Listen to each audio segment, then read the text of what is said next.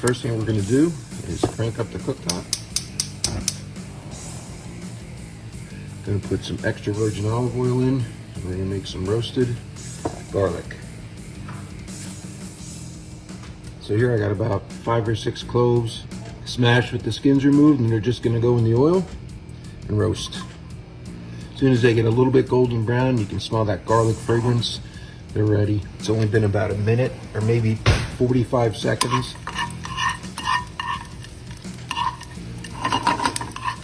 The smell coming off there is already amazing. You can roast the garlic in the oven. Actually, I kind of did a semi-roast by putting the garlic actually in the microwave, and it mellows out the bite of the garlic.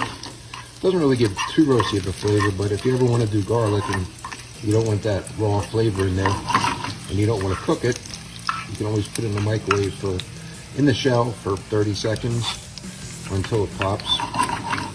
And there it is. Now we take 1 large red onion.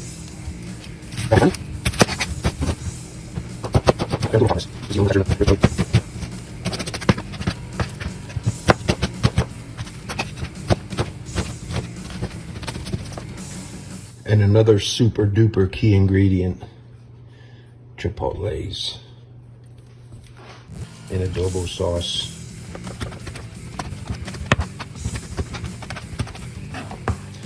There it is, baby.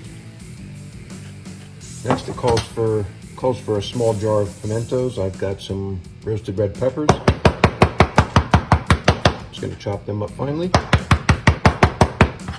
And voila, that's what we're going to use. And then 6 cloves of minced garlic.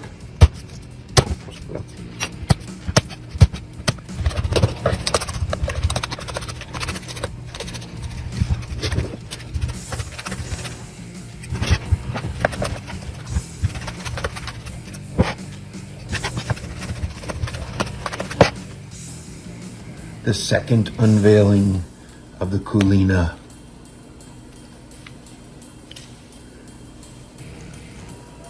Look at that. All right, now for the brisket chili, we're going to take some of our leftover brisket and dump it in this pan.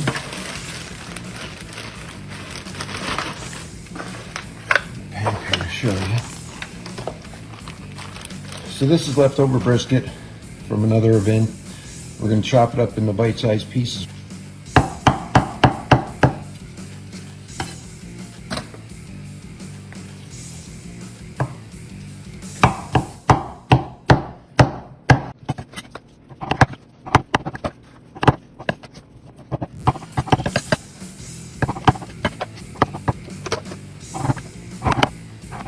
This is the fat that separates the point from the flat. We're going to use this to saute our vegetables in. We don't want too much of that in here for sure.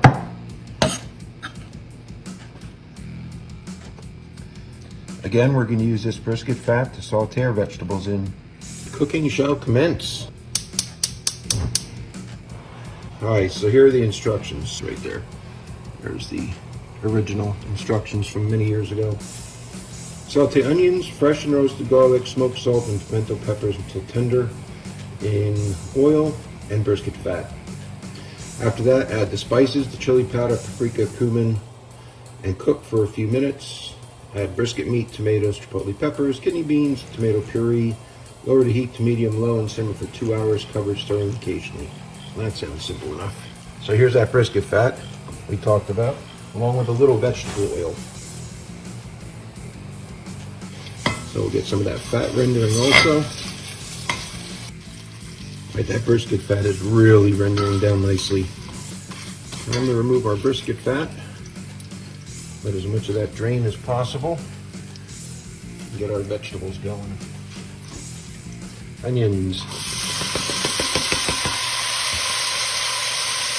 We're going to let the onions go for just a little bit. The garlic doesn't overcook and burn. Again, these recipes, if you don't have something, find something else. I just didn't feel like running to the store for the exact recipe. And you just keep substituting, tasting, cooking, testing. All right, and as you can see here, the onions are browning up very nicely. All right, so we're going to lower the heat a little bit. We're going to add in our pimentos, our roasted garlic, and our fresh garlic.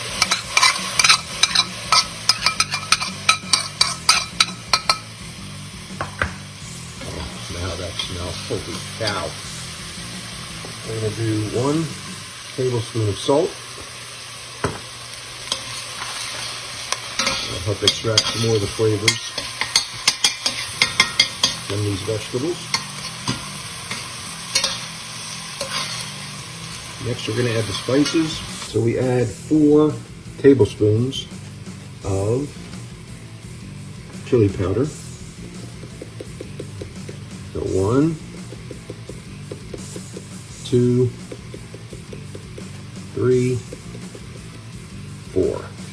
4 tablespoons of smoked paprika. I just had regular paprika, but I think most paprika is smoked anyway.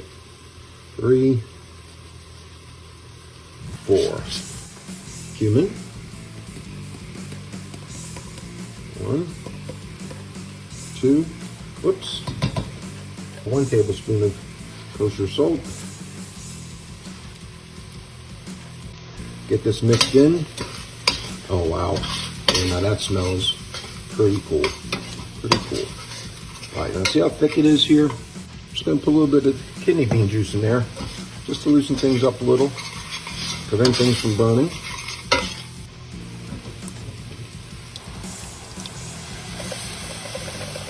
So here I've got crushed tomatoes, calls for tomato puree, but I didn't have puree, so I'm going with crushed tomatoes.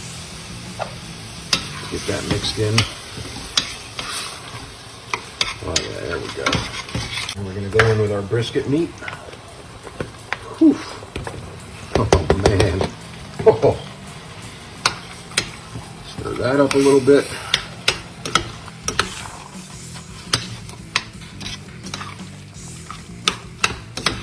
Yeah, that's looking good already. Now we go with the rest of the diced tomatoes. Oh man, oh man. Oh my gosh. Next, the chipotles.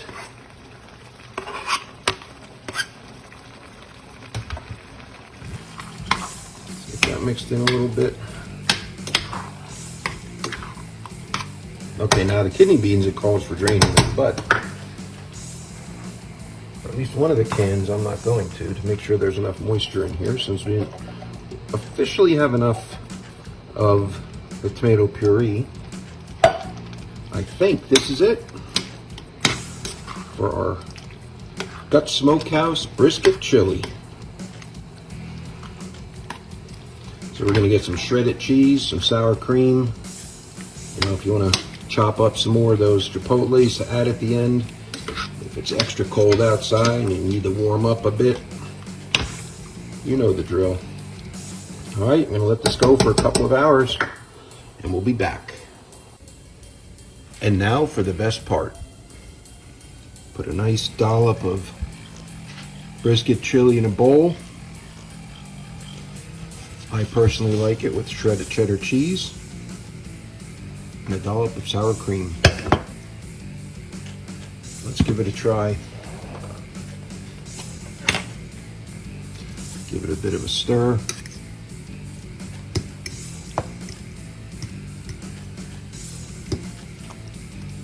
All right, let's see.